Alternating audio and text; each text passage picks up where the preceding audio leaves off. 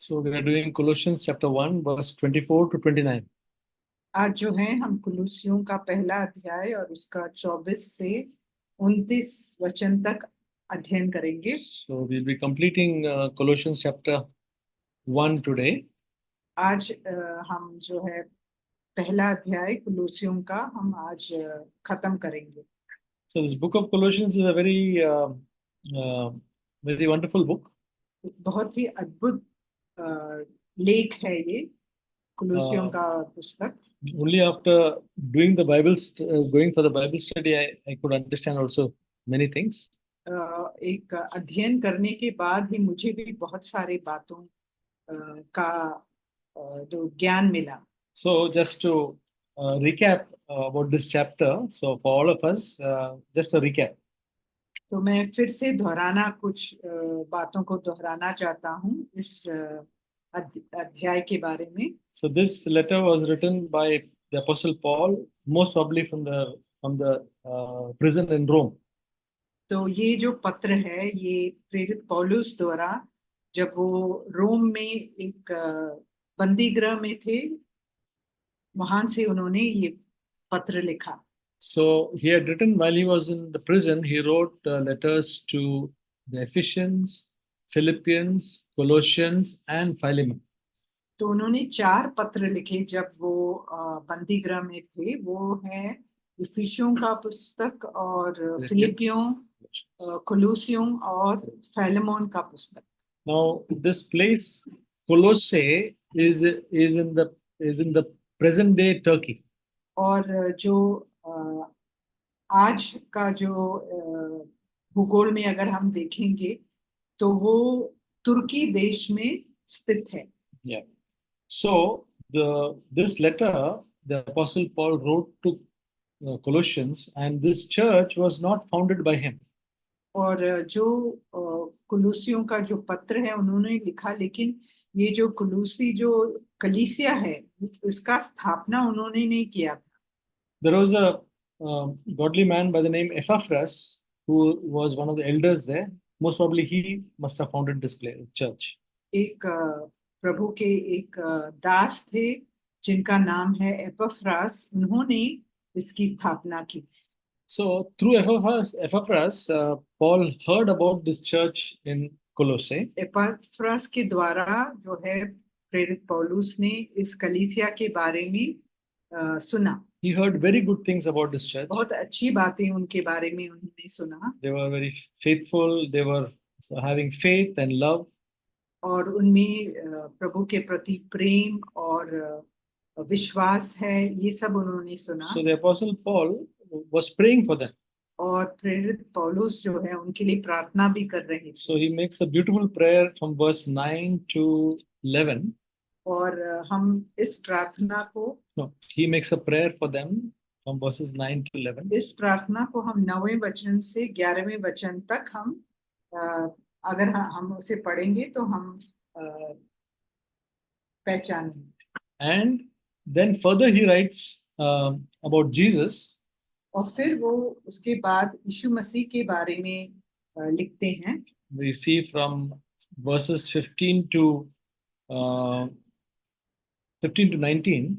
15वें वचन से 19वें वचन तक उन्होंने यीशु मसीह के बारे में लिखा है। He writes about who Jesus is. वो बताते हैं कि यीशु मसीह कौन है। And which is not written in many of the other letters. और अन्य पत्रों में ऐसा जो है उनके बारे में विवरण नहीं दिया गया। That he is the image of the invisible God. कि वो जो अदृश्य परमेश्वर के स्वरूप हैं। And through him everything was created by Jesus. और यीशु मसीह के द्वारा ही सब चीजें जो जिनकी सृष्टि हुई है सब उन्हीं के द्वारा हुआ है। So the Apostle Paul, who once persecuted Jesus, the disciples of Jesus, जो और प्रेरित पौलुस जिन्होंने विश्वासियों को सताया and would tell them to blaspheme about Jesus, और उनके बारे में जो अपशब्द बोलते थे, he got a revelation from God about who Jesus is. और उन्हें ऐसा प्रकटीकरण परमेश्वर से मिला कि यीशु मसीह कौन है। That Jesus was the creator of this world, कि यीशु मसीह ने ही इस संसार को रचा and that he has the highest place in everything. और सबसे उत्तम स्थान जो है यीशु मसीह को ही मिला है। So, brothers and sisters, this should be in our heart also, that Jesus would have the highest place in everything in our life. तो इसीलिए जरूरी है कि हम भी ये पहचाने कि हमारे जीवन में भी यीशु मसीह को परम प्रधान स्थान हमें देना चाहिए। It is not very easy to speak about Jesus and what all he is, unless we are really in love with him or excited about him. और हम तभी यीशु मसीह के बारे में हम बोल पाएंगे जब हमारे दिल में उनके प्रति ऐसा प्रेम। So then he tells about our salvation and how we, through though we were sinners, but Christ has redeemed us. और फिर वो बताते हैं हमारे उद्धार के बारे में कि कैसे हम पापी हैं और यीशु मसीह ने हमें छुड़ाया है। So now we come to verse 24. और अभी हम 24वें वचन का अध्ययन करेंगे। Okay, read this verse. Now I rejoice in my sufferings for your sake, and in my flesh I do my share on behalf of his body, which is the church, in filling up that which is lacking in Christ's afflictions. अब मैं उन दुखों के कारण आनंद करता हूँ जो तुम्हारे लिए उठाता हूँ और मसीह के क्लेशों की घटी उसकी देह के लिए अर्थात कलीसिया के लिए अपने शरीर में पूरी करता हूँ। So, brothers and sisters, before I continue this study, I want to just tell as before that for this Bible study, I take help of commentaries. I take help of listening to godly preachers, and all what I'm going to say is a collective work of that.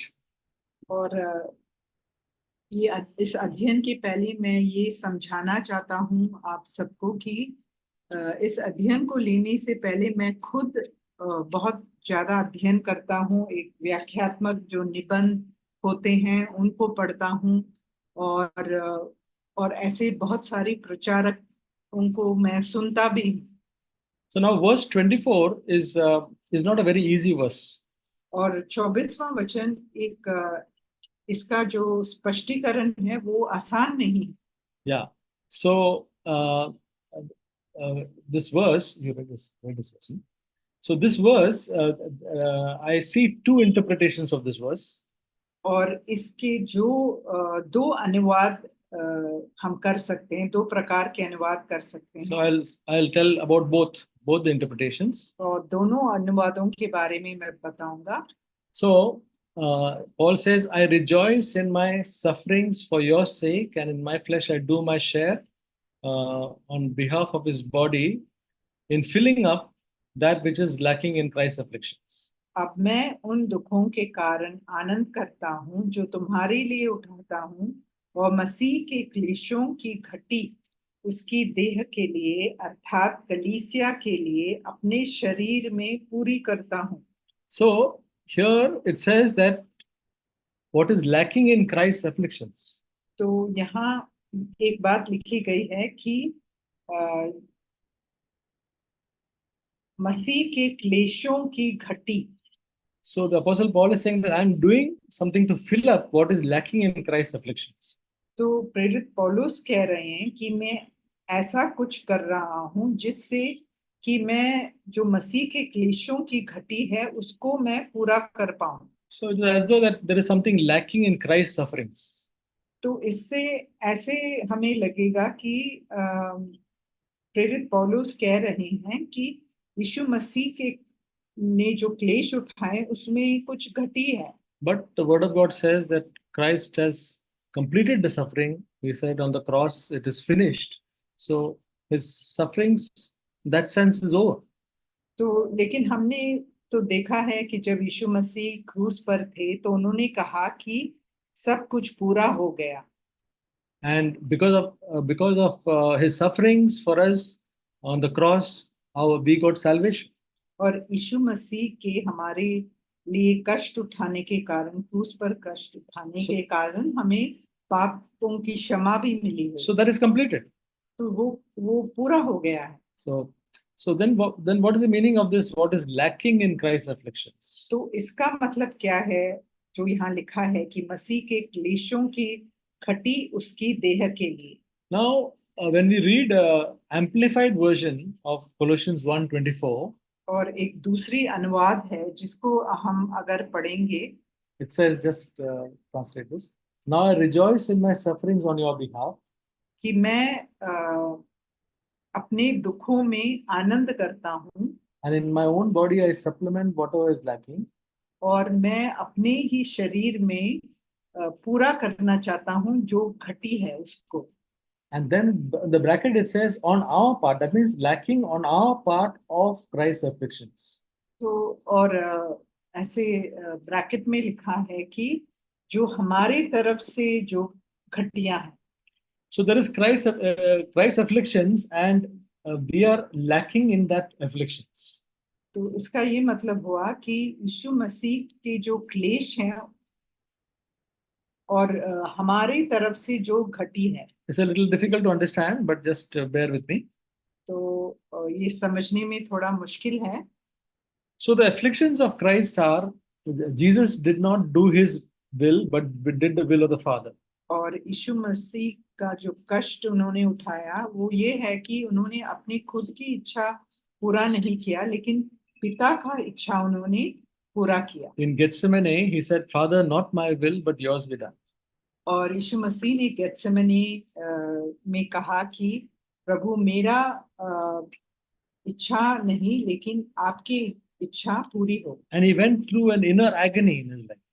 और अंदरूनी रूप से उन्होंने बहुत ही क्लेश उठाया। Then it says in Peter that when he was reviled, he did not revile in return. और पत्रस के पुस्तक में ऐसे भी लिखा है कि जब लोगों ने उनकी निंदा की तब उन्होंने निंदा नहीं किया। See, when people insult us or humiliate us, we will feel something. But Jesus did not revile in return, but he entrusted himself to the Father. और जब लोग हमें अपमानित करते हैं, हमारे विरुद्ध कुछ कहते हैं, तो हम देखते हैं कि जिस प्रकार यीशु मसीह ने उनके विरोध में कुछ नहीं किया, लेकिन अपने आप को पिता परमेश्वर के हाथों में सौंप दिया। So there was a suffering which he underwent. तो इसके कारण उन्हें क्लेश उठाना पड़ा। And we are also called to deny ourselves and do God's will, and there will be a suffering for that. तो इसीलिए हमसे भी कहा गया है कि हमें भी क्रूस उठाना है और तब हमें क्लेश उठाना पड़ेगा। See, whenever we deny ourselves, and there is a pain and suffering.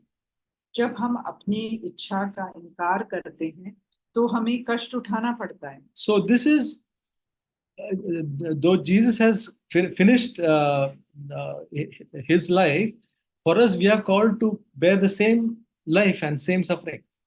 यीशु मसीह ने तो अपना जो कार्य है वो पूरा उन्होंने पूरा किया, लेकिन हमें भी इसी बुलाहट से हमें बुलाया है कि हम भी अपनी इच्छा को नहीं लेकिन परमेश्वर की इच्छा को पूरा करें। So whatever is lacking in our life about that affliction, we have to bear.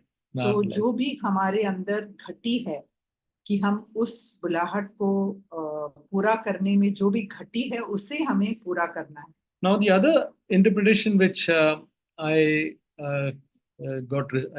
came to know about, और एक दूसरा अनुवाद है जिसके बारे में मैंने सुना, is that the Apostle Paul came to Rome because of because for standing the truth. और ये कि प्रेरित पौलुस जो हैं रोम में इसीलिए आए क्योंकि उन्होंने जो है सत्य के लिए वो खड़े हुए। He stood for the truth that through Jesus Christ the Gentiles and Jews will be one. और उन्होंने ये प्रचार किया कि यीशु मसीह के द्वारा जो गैर यहूदी है और यहूदी दोनों एक बनाए जाएं। And the Jews did not like it. और ये बात यहूदियों को पसंद नहीं आया। And so he was arrested and put in prison. तो इसीलिए उन्हें बंदी गृह में डाला गया। Okay. Now there is one thing, that when the Apostle Paul was persecuting the Christians, और जब प्रेरित पौलुस जो है ख्रिस्ती लोगों को सता रहे थे, on the way to Damascus, Jesus spoke to him. और जब वो दमिश्क के रास्ते पर थे, तब यीशु मसीह ने उनसे बात किया। In Acts chapter 22, verse 7 and 8, it says, और प्रेरितों का 22वां अध्याय और उसका 22, verse 7 and 8. 7वां और 8वां वचन में हम पढ़ सकते हैं। It says, and I fell to the ground and heard a voice saying, Saul, Saul, why are you persecuting me? And I answered, Who are you, Lord? And he said to me, I am Jesus, the Nazarene, whom you are persecuting. प्रेरितों का 22वां अध्याय और 7वां और 8वां वचन। और मैं भूमि पर गिर पड़ा और यह शब्द सुना, हे शाऊल, तू मुझे क्यों सताता है? मैंने उत्तर दिया, हे प्रभु, तू कौन है? उसने मुझसे कहा, मैं यीशु नासरी हूँ, जिसे तू सताता है।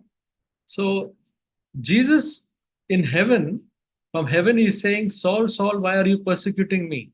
यीशु मसीह स्वर्ग में थे, लेकिन वहां से वो प्रेरित पौलुस से कह रहे थे कि मुझे क्यों सता रहे हो? Because when Saul was persecuting the believers, Jesus is saying, You're persecuting me.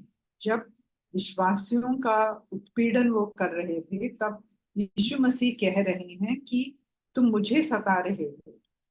So Jesus, when Jesus is persecuted, means Jesus is suffering. तो जब यीशु मसीह को सताया जाएगा, तो इसका मतलब ये है कि उन्हें कष्ट उठाना पड़ेगा। These days we find in North India and other places people are being persecuted. हम देखते हैं कि आजकल जो उत्तर भारत में क्रिस्तियों का जो है, मसीहों का जो उत्पीड़न हो रहा है, Even then Jesus is feeling the pain for that. तो उसके लिए भी प्रभु महसूस कर रहे हैं उस दर्द को। When a believer is mistreated, when the child of God is mistreated and persecuted, Jesus also feels it. जब एक विश्वासी सताया जाता है, तब प्रभु यीशु उसको महसूस कर पाते हैं। How much more it should be a warning for us that we should never mistreat any believer or any human being. तो इसीलिए हमारे लिए भी एक चेतावनी जैसे होना चाहिए कि हमें किसी भी विश्वासी को या किसी भी व्यक्ति को किसी तरह हमें सताना नहीं चाहिए। So this affliction of Jesus, Paul is saying, I want to gladly bear this. I want to experience that. I was one who was persecuting, but now I want to encourage the believers. I want to take that suffering of Jesus in my life. तो प्रेरित पौलुस यहाँ कह रहे हैं कि मैं सताने वाला था और मैंने दूसरों को कष्ट दिया, लेकिन अभी मैं खुद जो हूँ उस क्लेश को उठाने के लिए तैयार हूँ। मैं उस क्लेश को उठाना चाहता हूँ। Yeah. So now we'll go to verse 25. और 25वां वचन। Paul says, Of this church I was made a minister according to the stewardship from God bestowed on me for your benefit, that I might fully carry out the preaching of the word of God. जिसका मैं परमेश्वर के उस प्रबंध के अनुसार सेवक बना, जो तुम्हारे लिए मुझे सौंपा गया, ताकि मैं परमेश्वर के वचन को पूरा पूरा प्रचार करूं। So the Apostle Paul is saying, of this church, the body of Christ, I was made a minister. तो प्रेरित पौलुस इस कलीसिया के बारे में कहते हैं कि मैं उनके लिए एक सेवक बनाया गया। Brothers and sisters, in the church now, we call elders and deacons.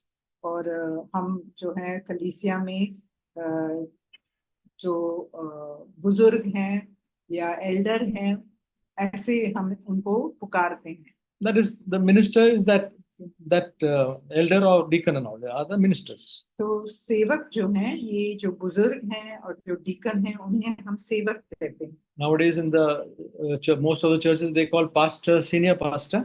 तो आजकल के कलीसिया में जिन लोगों को पास्टर या सीनियर पास्टर करके पुकारते हैं, So one would think that this is a very high level.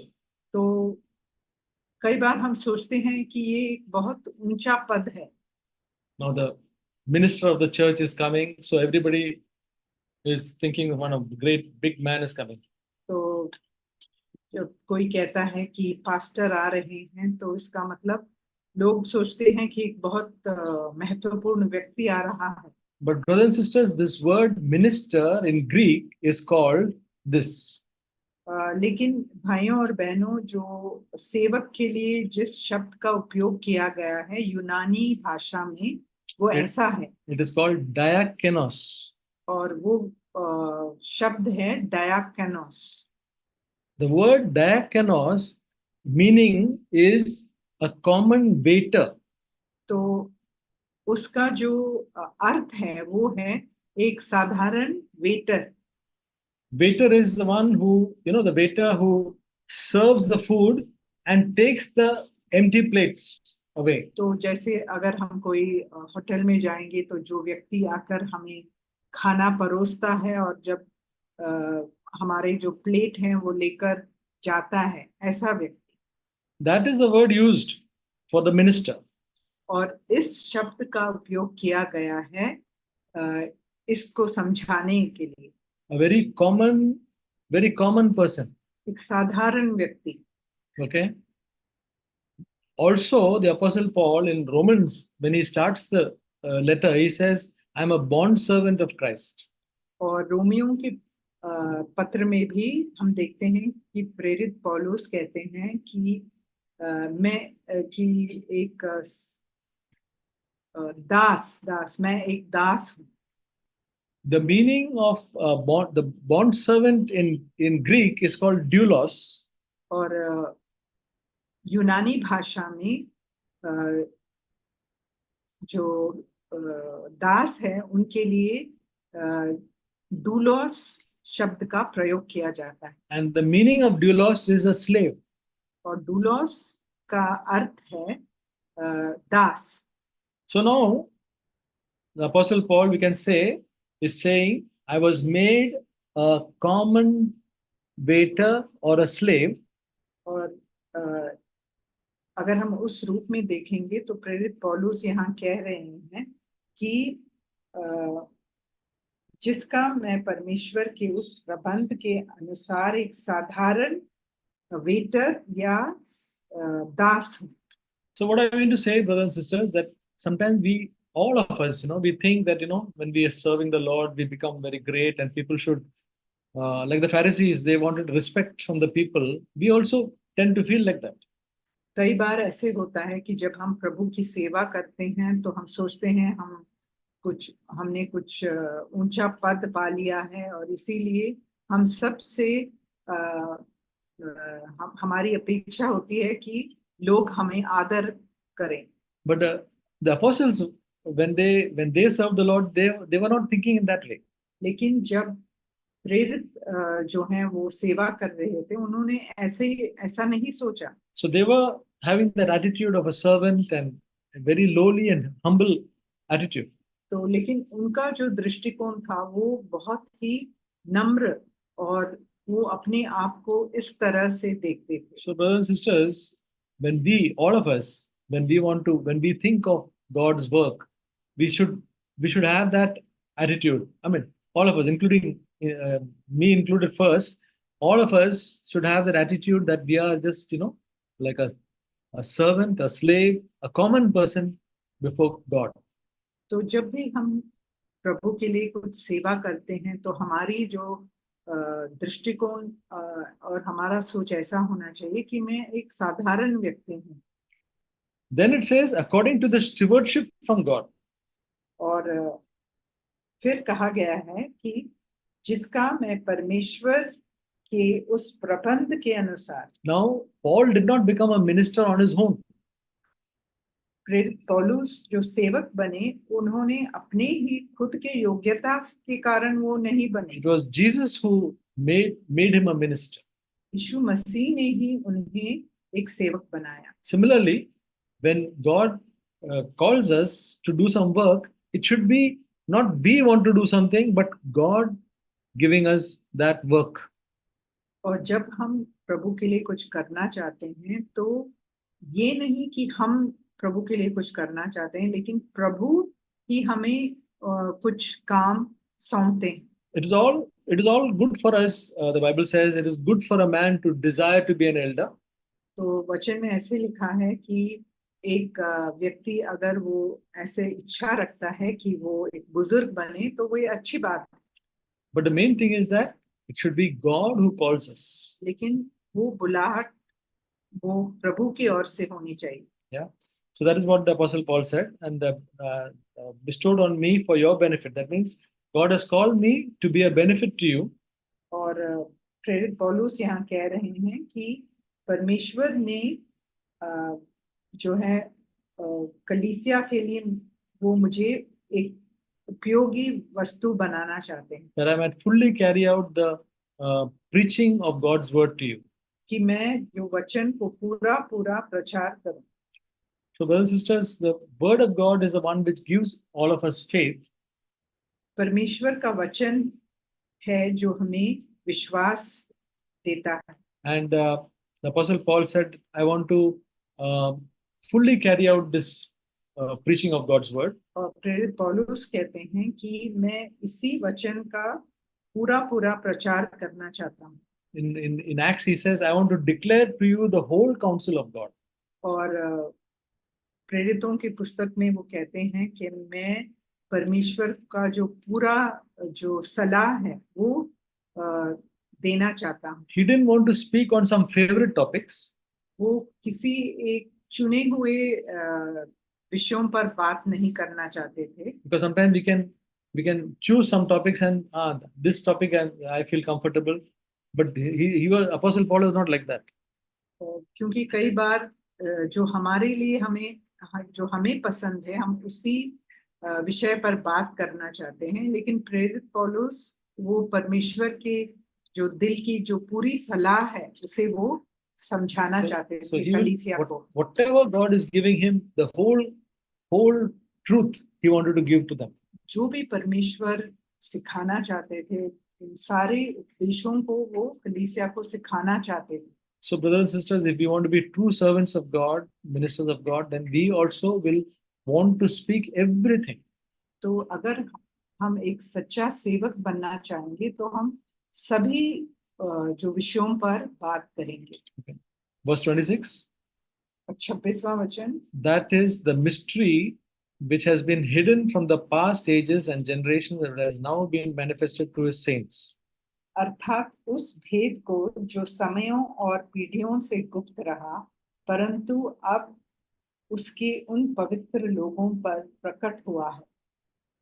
So, the mystery is something which was not revealed. जो एक भेद एक ऐसी बात है जो जिसका प्रकटीकरण नहीं किया गया। So there are so many things which is written in the New Testament which was not written in the Old Testament. और कई ऐसी बातें हैं जिनके बारे में हम नए नियम में पढ़ सकते हैं लेकिन पुराने वाचा में वो लिखा नहीं था। For many years, those things the prophets preached, spoke, but they did not know what it was. But it was revealed only the time of the after Jesus rose again. और भविष्यद्वक्ताओं ने जो है उन बातों पर उन्होंने उन बातों को कहा लेकिन लोग उसे समझ नहीं पाए, लेकिन यीशु मसीह के आने के बाद जो है उसके बारे में प्रकटीकरण मिला। Brothers and sisters, this mystery which was revealed to the apostles, especially Apostle Paul, is a tremendous truth. ये जो भेद जो जिसके बारे में प्रेरित पौलुस को प्रकटीकरण मिला वो बहुत ही अद्भुत बात है। The mystery of that there will be one man, there will be no Jew and Gentile, but there will be just one. कि जो है यहूदी और अन्य जाति ऐसे दो व्यक्ति नहीं होंगे, सिर्फ एक ही मनुष्य होगा। That the mystery of the body of Christ, that Christ is the head and we are his body. और जो कलीसिया का जो भेद है कि यीशु मसीह सर है और हम जो हैं उनका शरीर है। The mystery of godliness, that we can become conformed to Jesus' image. और जो कि हम जो है यीशु मसीह के समान बन सकेंगे। The mystery of lawlessness, which is that uh, of wanting to go up. That is the way that Satan wanted to do. He wanted to climb up, climb up. That is the mystery of lawlessness. और जो भेद जो है, जो दुष्टता का जो भेद है, जो हम देखते हैं कि शैतान अपने आप को हमेशा जो ऊंचा करना चाहता था। So, brothers and sisters, as we read the Word of God, as God opens our understanding, we'll also get fascinated by this great mystery of God. तो जब परमेश्वर हमारे आंखों को खोल देगा, तब हम भी इससे बहुत खुश हो जाएंगे। Verse 27. और To whom God willed to make known the riches of glory of the mystery among the Gentiles, which is Christ in you, the hope of glory.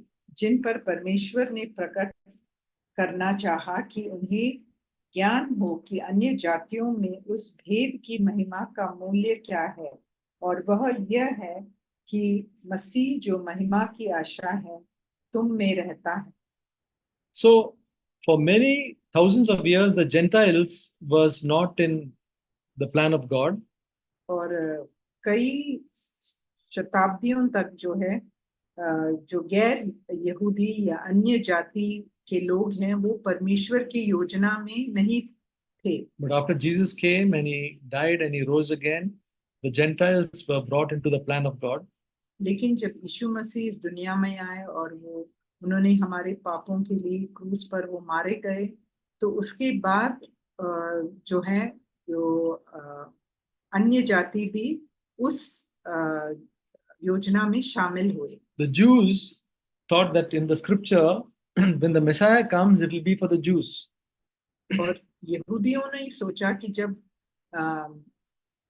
यीशु मसीह आएंगे तो वो यहूदी लोगों के लिए आएंगे। But when Jesus came, it was for the whole world to come. He united the whole world as one new man. तो लेकिन जब यीशु मसीह आए तो उन्होंने सबको, यहूदी और गैर यहूदियों को एक व्यक्ति में मेल कराया। And it says here, which is Christ in you. और यहाँ लिखा है कि, और ये भेद ये है कि 27. मसीह जो महिमा की आशा है तुम में रहता है। So Christ in you, the word you is not just one person, but plural.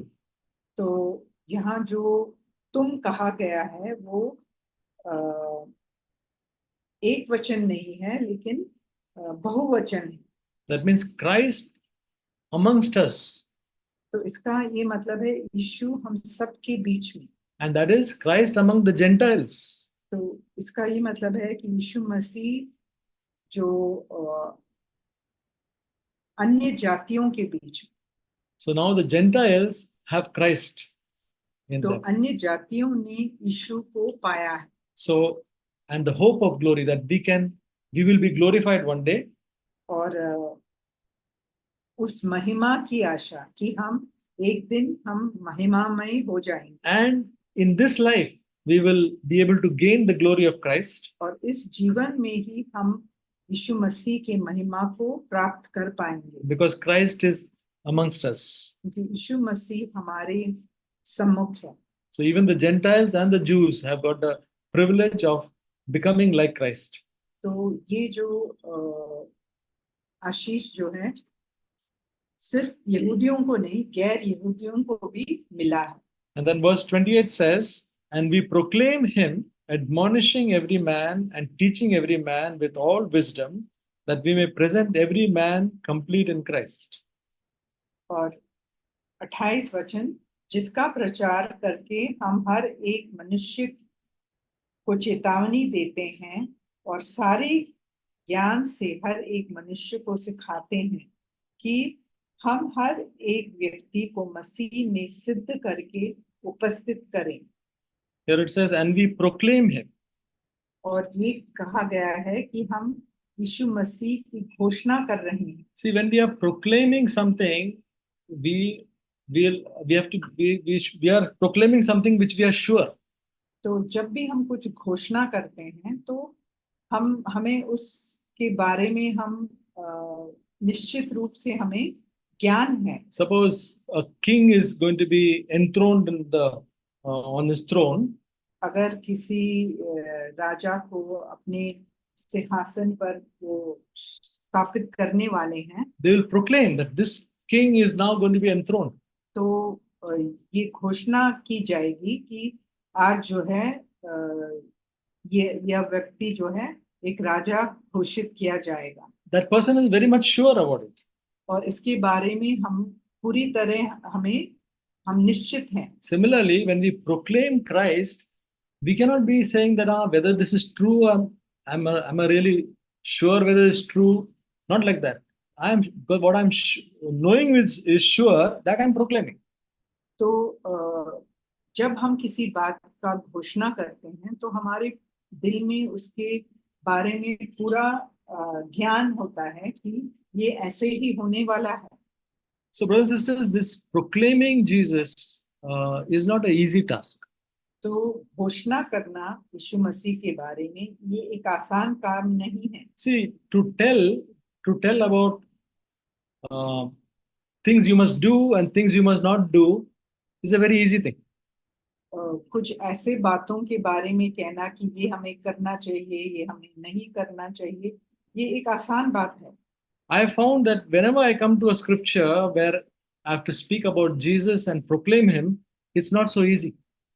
तो मैंने देखा है कि जब भी मैं वचन में आता हूँ और जब यीशु मसीह के बारे में मुझे प्रचार करना होता है तो मैं देखता हूँ ये आसान नहीं है. Because I have to experience him in order to speak about him.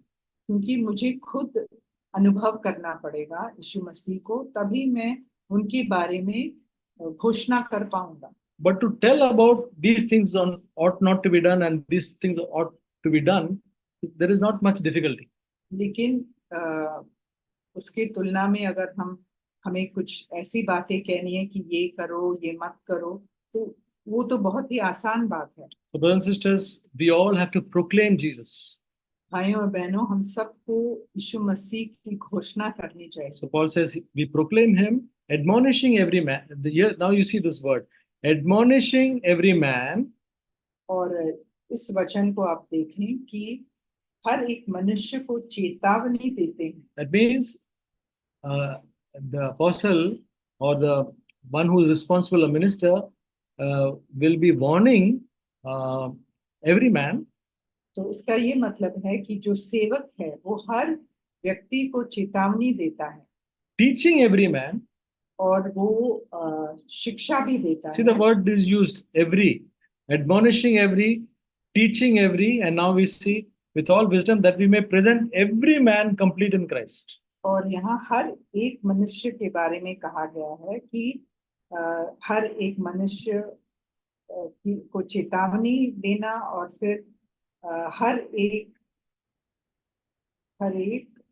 व्यक्ति को मसीह में सिद्ध करना. So, brothers and sisters, when we think of the body of Christ, और जब हम कलीसिया या मसीह के देह के बारे में कहते हैं, if our concern, I mean, especially the ones who are ministers, concern is not for every person, but just generally everybody. तो जो सेवक हैं उनका जो चिंता का विषय है वो सबके लिए है जो भी कलीसिया में है. That is not a correct thing. Paul was talking about correcting every person, teaching every person, so that every person will be complete in Christ. तो लेकिन ये ठीक सोच नहीं है. हम देखते हैं कि प्रेरित पौलुस जो है हर एक व्यक्ति के बारे में उनको चिंता थी, इसीलिए वो हर एक व्यक्ति को सुधारना चाहते थे, वो उन्हें उपदेश देना चाहते थे, चेतावनी देना चाहते थे. Brothers and sisters, it's not only the responsible elder brothers, but all who have got a shepherding heart, everyone who has a concern for one another, should think in this manner that I must bless and help this brother. I must correct this brother. If God shows me, I must teach him. So that he may become more and more like Christ. तो सिर्फ सेवक के लिए नहीं, लेकिन हर व्यक्ति जिसके अंदर एक burden. चरवाहा का जो हृदय है, उन्हें ऐसा करना चाहिए कि हम जब भी किसी को किसी गलत काम को करते हुए देखते हैं तो हमें उन्हें समझाना चाहिए। Verse 29. और 29वां वचन, And for this purpose I labor, striving according to his power, which mightily works within me. और इसी के लिए मैं उसकी उस शक्ति के अनुसार जो मुझ में सामर्थ्य के साथ प्रभाव डालती है, तन मन लगाकर परिश्रम भी करता हूँ। So, for all this thing, all this what he has said about the revealing the mystery, about proclaiming Jesus, about admonishing, about teaching, uh, all that requires labor and striving. तो प्रेरित पौलुस यहाँ कह रहे हैं कि जो भी उन्होंने बताया है, जैसे कि जो भेद है उसका प्रकटीकरण या चेतावनी देना या सिखाना, इन सब बातों के लिए कठोर परिश्रम की जरूरत है। There is a laboring in prayer और कठोर परिश्रम प्रार्थना में करना पड़ता है for the various members in the body of Christ. जो भी अलग अलग व्यक्ति है कलीसिया में, उनके लिए Studying the word of God and waiting upon God to give the right word. वचन का अध्ययन करना और परमेश्वर पर ताकते रहना कि उनकी ओर से क्या सलाह है जो कलीसिया को देना है। So it's not an easy job. तो एक आसान काम नहीं है ये, Okay, but we are doing it with His power. लेकिन हम जो कर रहे हैं वो उनकी सामर्थ्य के द्वारा, परमेश्वर की सामर्थ्य से करते हैं। We are not doing anything with our own strength and ability, हम अपनी ही शक्ति से और योग्यता से नहीं कर रहे हैं, because that will not achieve anything. क्योंकि उससे हम कहीं नहीं पहुंच पाएंगे। We only have to be available to God, हम सिर्फ परमेश्वर के लिए जो वो हमसे कराना चाहते हैं उसके लिए हमें तैयार रहना चाहिए, and we have to be ready to do what the labor and strive. और जो भी परिश्रम और प्रयत्न उसके लिए जरूरी है, उसके लिए हम तैयार रहें। And His power will mightily work through us. और उनका जो सामर्थ्य है वो हमारे अंदर प्रभाव डालेगा और हमारे अंदर कार्य करेगा। So, brothers and sisters, this completes chapter 1.